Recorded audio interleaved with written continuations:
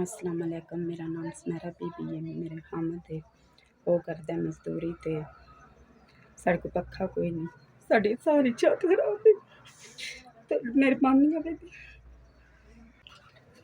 पक्खा किसे दा आंदे नाल वालेआं दे गुआंढियां दा भी मंगदे ने रोज़।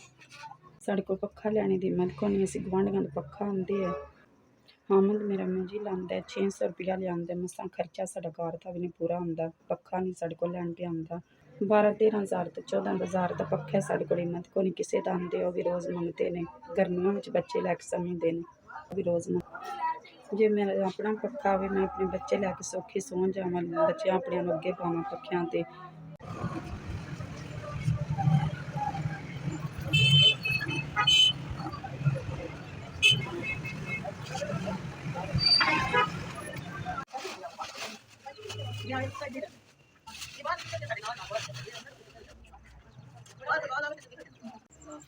बड़ी मेहरबानी तुहाडी जेह्ड़ा पक्खा सानूं दित्ता। अज 15 हज़ार दा पक्खा आया ते दुआवां पांदे आं ते समांदे साढ़े बड़ा दिल है पक्खे ते पक्खा सानूं काला ही ला दित्ता ते बड़ी मेहरबानी तुहानूं चोखा चोखा असीं दुआवां दिन्ने आं।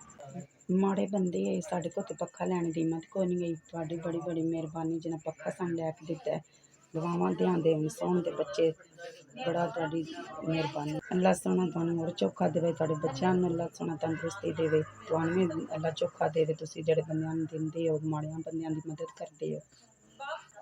15 हज़ार दा पक्खा तुसीं लैके दित्ता, बड़ी मेहरबानी, बड़ा लक्ख लक्ख तुहाडा शुकर अदा करने आं। साढ़े कोल ते हिम्मत ही कोई नहीं लैने दी ते ना जेह्ड़ा अस लै सकने आं।